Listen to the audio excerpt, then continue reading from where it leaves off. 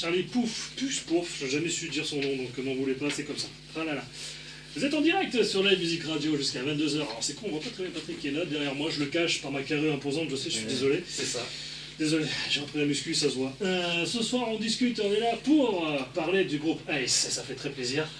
Oui, merci. Voilà, Merci et beaucoup de gens sont sur le chat, te saluent, te remercient, et ont écouté le premier titre, ont apprécié. Ben, merci beaucoup. Donc, Merci à eux. Découverte, et puis ça place bien, et puis ils aiment bien.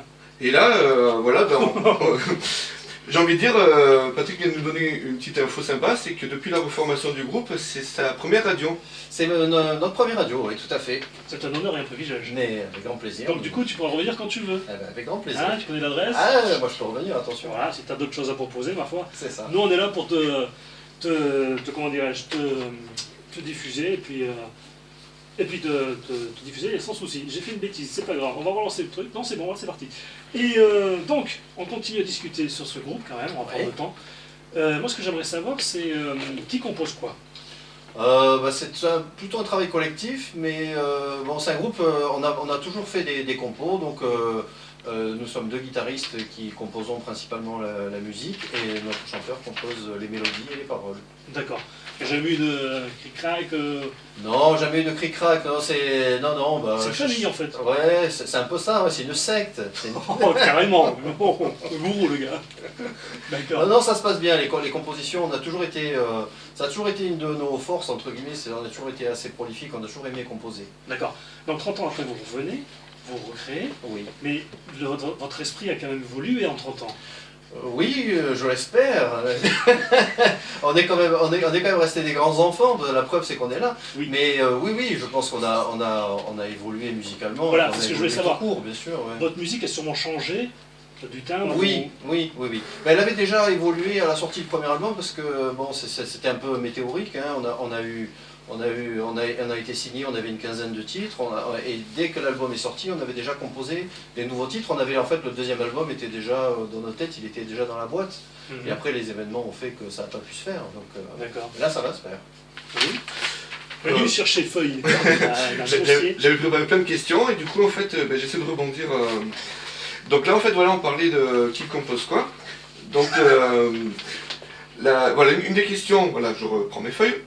C'est en fait, voilà, les vidéos n'étant pas très claires sur le net, et le fait que vous soyez 4 sur la jaquette de l'album, je lis, je pose la question de savoir en fait si sur l'album Bad Boys, votre second guitariste, est-ce qu'il joue ou pas? Parce qu'il a participé à la composition. Ah, il joue, il est là, c'est Serge, il a fait partie du groupe. Que l'on salue s'il nous écoute. Qu'on salue s'il nous écoute, et qui a fait partie du groupe.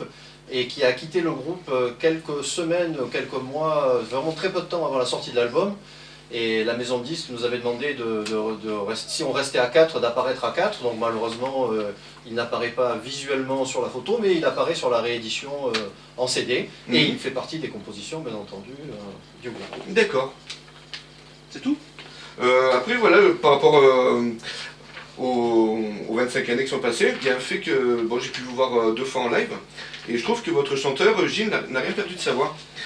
C'est gentil. Il a une recette particulière ou... écoute, en fait, c'est sympa que tu nous dis ça, parce que c'est les remarques qu'on a eues en général. Vous pensez l'inverse? Pas du tout. Et en fait, ça a été aussi une des bases de notre reformation, parce qu'on s'est relancé un petit peu par hasard. Et parce qu'on nous avait proposé une date, et puis voilà, bon, c'est une belle histoire. Et quand on a fait les répétitions, on a vu tout de suite que Gilles chantait vraiment très bien, parce qu'il a jamais vraiment arrêté, il est chanteur dans l'âme, il a toujours continué à chanter, et il s'est vraiment bien entretenu la voix, et donc ça nous a fait vachement plaisir de voir qu'il n'avait rien perdu, bien au contraire, donc on est assez fiers de sa voix. Et justement, voilà, donc par rapport à ce qui s'est passé entre la séparation et la reformation, il y a eu 25 ans. Ouais. Donc on sait par exemple que votre batteur Olivier a joué dans Unchained, actuellement dans Unchained et dans Kragens. C'est ça. Mais qu'en est-il pour les autres membres du groupe? Alors ça a été un petit peu plus compliqué. Donc Gilles, notre chanteur, a continué la musique. Il a fait beaucoup de scènes locales, c'est-à-dire qu'il a toujours fait des pubs, ça, il a fait beaucoup de spectacles. Il fait beaucoup de compositions aussi, il fait beaucoup de chansons chez lui. Ensuite, Serge, Olivier, l'autre batteur et moi, on a eu une période un peu on va dire, hard rock punk. D'accord. Ah oui, ça a dérivé. Ah ouais, c'est un petit peu dérivé. On a joué aussi des pubs locaux, on a fait pas mal de rhythm and blues. Moi j'ai joué avec un groupe, je joue aussi avec un groupe suisse. On fait un petit peu des Stooges, des choses comme ça. D'accord. Du chocolat, voilà. Donc on est toujours resté dans le milieu rock en fait, on s'est jamais arrêté, mais on a, voilà. Le fait d'être resté dans ce milieu-là, ça vous a permis de vous retrouver 25 ans plus tard, comme si vous étiez en fait parti dans le week-end, quoi. C'est ça, c'est un petit peu ça. On a jamais. Bon, après, on a toujours été amis, donc même si on ne se voyait pas pendant 2-3 ans, on est toujours resté plus ou moins en contact. Mais c'était un grand plaisir de retravailler ensemble. On a vite retrouvé les automatismes. Comme un vélo, quoi. Ouais, c'est ça. Un plaisir. C'est ça, exactement. Ça se sent, hein, ça. Ouais. Et du coup, lors de votre reformation en 2013, qui était plus ou moins inattendue, Oui. est-ce que vous pourriez nous raconter un petit peu quel était le déclencheur et comment cela s'est déroulé? C'est une histoire assez peu banale en fait. C'est-à-dire qu'il se passait un festival dans les années 80 qui s'appelait Rock sur la ville. Et à la MJC Pico, il y avait tous les groupes locaux d'époque, qui n'étaient pas super nombreux, qui venaient jouer. Il y avait une organisation qui était très très bien faite et on a eu le plaisir de le faire. Et c'est un ami à nous qui s'appelle Olivier Saïssi et qui a décidé, il y a peut-être en 2012 ou quelque chose comme ça, de réunir ces groupes, ce qu'il en restait, ces groupes d'époque, et qui avait marqué une génération, et en disant les gars, reformez-vous et on fait une magnifique soirée, un revival quoi, 25 ans après.